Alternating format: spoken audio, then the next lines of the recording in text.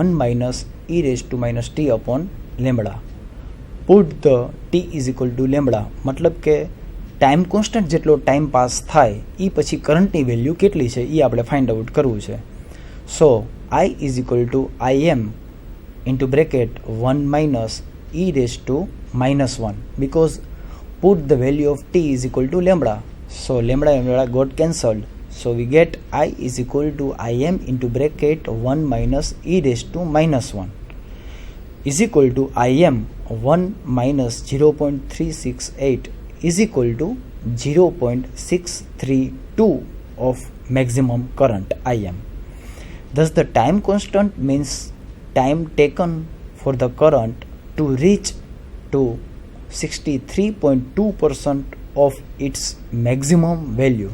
અહીંયા આપણે ગ્રાફમાં જોઈ શકીએ છીએ કે લેમ્બડા જેટલો ટાઈમ પાસ થાય છે એવે ટાઈમે કરંટની વેલ્યુ મેક્સિમમ કરંટના 63% ઉપર પહોંચેલી હોય છે. Let S C here.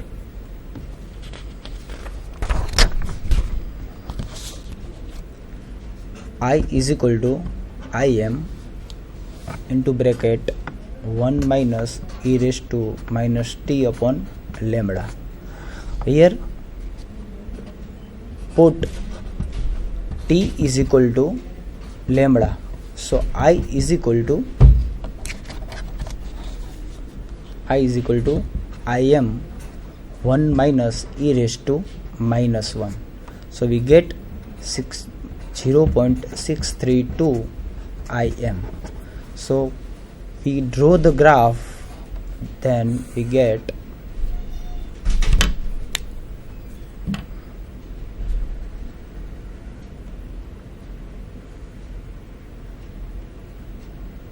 that is Im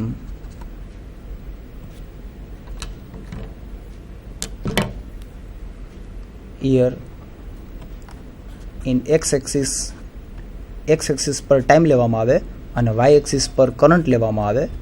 તો આ પોઈન્ટ છે એ મેક્સિમમ કરંટ છે અને આફ્ટર ટાઈમ કોન્સ્ટન્ટ સપોઝ આ જે છે એ લેમ્બડા છે, t is equal two lambda.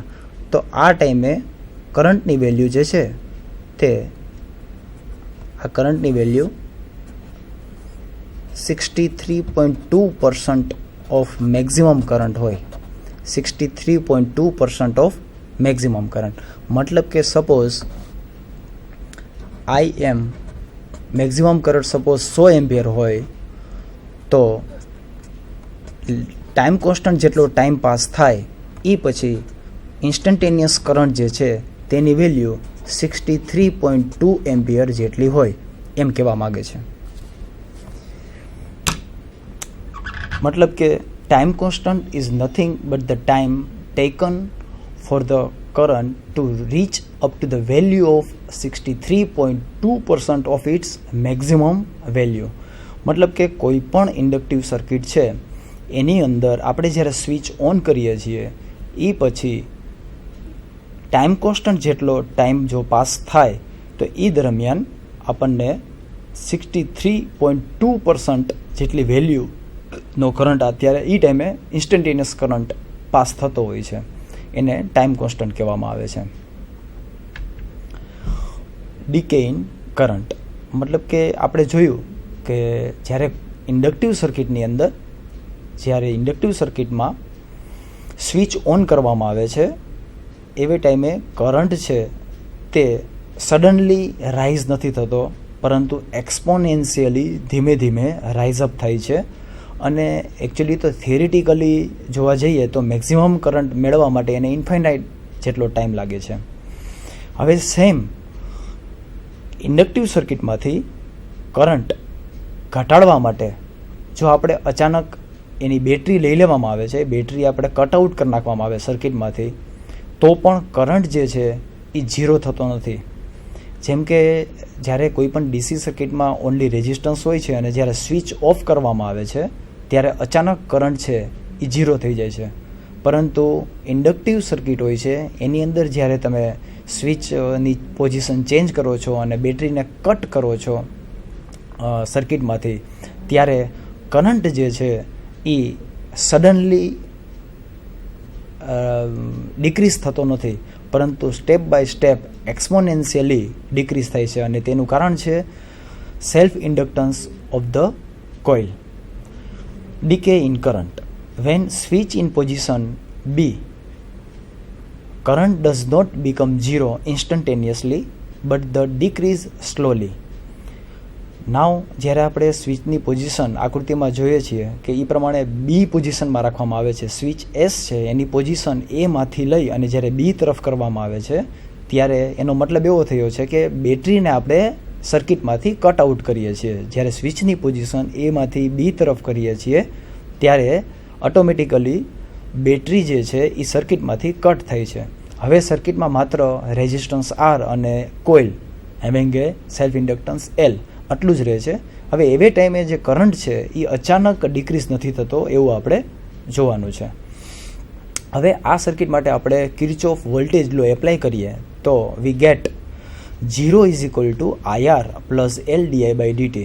હવે અહીંયા IR જે છે એ વોલ્ટેજ ડ્રોપ ઇન રેઝિસ્ટન્સ છે અને LdI/dt એઝ પ્રીવિયસ ટોપિક્સમાં આપણે જોયું હતું એ પ્રમાણે સેલ્ફ ઇન્ડ્યુસ્ડ DMF છે. અને આની પહેલાંના ટોપિકમાં આપણે જોયું હતું કે 0ની જગ્યાએ કેપિટલ V હતું કે જે બેટરીના વોલ્ટેજ છે. અહીંયા બેટરી જે છે એ લાઇનમાંથી કટ આઉટ થઈ જાય છે, તેથી Vની જગ્યાએ 0 આવશે. સો 0 is equal two IR plus LdI/dt.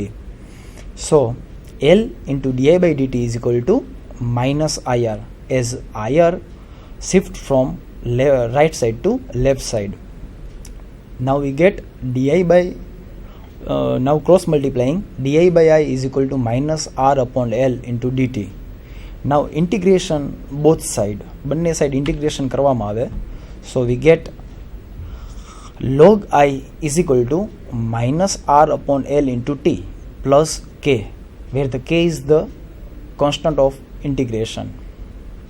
Now when at t is equal to 0, I is equal to Im. અહીંયા જ્યારે આપણે સ્વિચની પોઝિશન એથી બી તરફ કરીએ છીએ એ ધેટ ટાઈમ કરંટ જે છે એ સર્કિટમાં મેક્ઝિમમ પાસ થતો હતો. આપણે લાસ્ટ ટોપિકમાં જોઈ ગયા કે જ્યારે કરંટ છે એ ધીમે ધીમે મેક્ઝિમમ વેલ્યુ ગેઇન કરે છે એવે ટાઈમે આપણે સર્કિટની પોઝિશન એમાંથી બી કરી. એવે ટાઈમે જે કરંટ છે એ સર્કિટની અંદર મેક્ઝિમમ ફ્લો થતો હોય છે. એટલે ડીકે ઇન કરંટ માટે જ્યારે t ઇઝ ઇક્વલ ટુ 0એ સ્વિચની પોઝિશન ચેન્જ કરીએ છીએ એવે ટાઈમે સર્કિટની અંદર મેક્ઝિમમ કરંટ ફ્લો થતો હોય છે અને તે મેક્ઝિમમ કરંટ છે Im. So log Im is equal two k. Put this value in equation number 1, મતલબ કે અબોવ ઇક્વેશનની અંદર આપણે આ કિંમત મૂકવામાં આવે. So we get log I is equal to minus R upon L into t plus log Im. log I minus log Im is equal to minus R upon L into t. So we get log I upon Im is equal to minus R upon L into t. Log I upon Im is equal to minus t upon lambda. Here lambda is the time constant of the circuit and lambda is equal to nothing but L upon R. So R upon L is equal to 1 upon lambda. So we put the value of R upon L is equal to 1 upon lambda. So we get log I upon Im is equal to minus t upon lambda. Anti-log both side. So we get I upon Im is equal to e raised to minus t upon lambda. Now instantaneous current I, small I, is equal to Im into e raised to minus t upon lambda. આ equation જે આપણને મળે છે છેલ્લું equation I is equal to Im e raise to minus t upon lambda, એ equation છે એ instantaneous current when the position shifted from switch position shifted from A to B, મતલબ કે જ્યારે કોઇલની અંદરથી કરંટ ઘટતો હોય છે એવે ટાઈમે જે ઇક્વેશન હોય છે કરંટનું, ઇન્સ્ટન્ટેનિયસ કરંટનું ઇક્વેશન છે I is equal to Im e raise to minus t upon lambda. I is equal to Im e raised to minus t upon lambda. Now after time having a time constant t is equal to lambda, put the value of t is equal to lambda in above equation. We get I is equal to Im e raised to minus 1 is equal to 0.368 Im. મતલબ કે time constant જેટલો time pass થાય time constant જેટલો time pass થઈ ગયા પછી કોઇલમાંથી જે current છે એ ઘટતો રિડ્યુસ થતો 36.8% સુધી પહોંચે છે. પણ ક્યારે? જ્યારે ટાઈમ કોન્સ્ટન્ટ જેટલો ટાઈમ પાસ થાય છે એ પછી. Thus, the time constant means time taken for the current to decrease up to 36.8% of its maximum value. મતલબ કે જ્યારે ઇન્ડક્ટિવ સર્કિટની અંદર કરંટ છે એ જ્યારે ઘટતો હોય છે, મતલબ કે બેટરી જે છે એને આપણે કટ આઉટ કરી નાખીએ, એ પછી જ્યારે મેક્ઝિમમ કરંટ સ્ટાર્ટિંગમાં ફ્લો થતો હોય છે એ ઘટતો રિડ્યુસ થતો 0 થાય છે, એ ટાઈમે કરંટની વેલ્યુ જે છે, ઇન્સ્ટન્ટેનિયસ કરંટની value A I Im e⁻t/λ દ્વારા રિપ્રેઝન્ટ કરી શકાય છે. અને એવે ટાઈમે ટાઈમ કોન્સ્ટન્ટ જેટલો ટાઈમ પાસ થાય એ દરમિયાન કરંટની વેલ્યુ રિડ્યુસ થતી 36.2% ઓફ ઇટ્સ મેક્ઝિમમ વેલ્યુ થાય છે. સપોઝ એક્ઝામ્પલ કે જ્યારે આપણે સ્વિચની પોઝિશન બી કરીએ છીએ એવી ટાઈમે મેક્ઝિમમ કરંટ 100 એમ્પિયર છે, 100 ampere at the time of shifting the position of switch from position A to B. હવે ટાઈમ કોન્સ્ટન્ટ જેટલો ટાઈમ પાસ થઈ ગયા પછી તે સર્કિટની અંદર કરંટ છે એ 36.2% જેટલો ઘટી જાય છે. મતલબ કે કરંટની વેલ્યુ 100 એમ્પિયરમાંથી 36.2 એમ્પિયર થાય છે. પણ ક્યારે? After time passing equal to time constant. મતલબ કે લેમ્બડા જેટલો ટાઈમ પાસ કરવામાં આવે એ પછી કરંટની કન્ડિશન છે તે એવી હોય છે.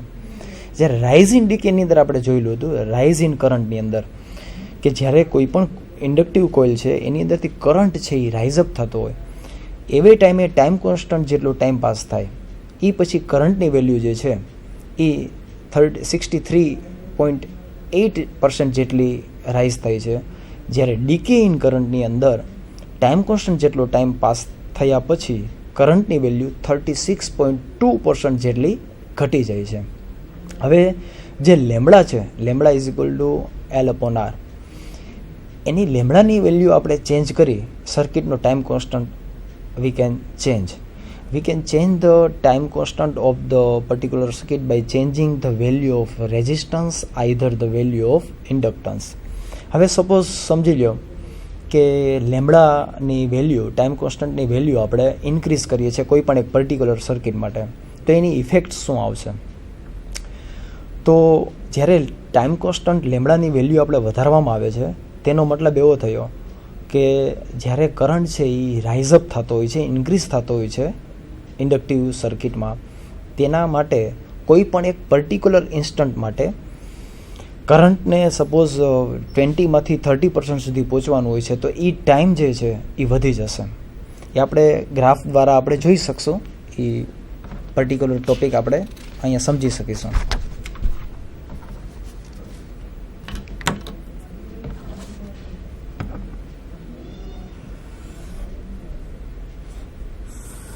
એક અક્ષ ઉપર આપણે ટાઈમ લઈએ,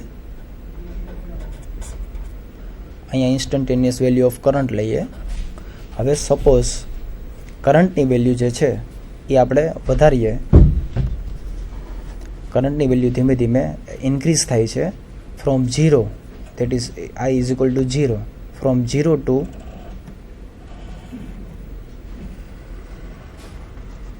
હવે સપોઝ આ ગ્રાફ છે એ પર્ટિક્યુલર λ1 માટે છે. λ1 માટે suppose we increase the value of lambda by increase the value of inductance L. λ1 is less than λ2. If we increase the value of lambda by increase the value of L or R, either R or L. So for λ2, what is the difference in graph?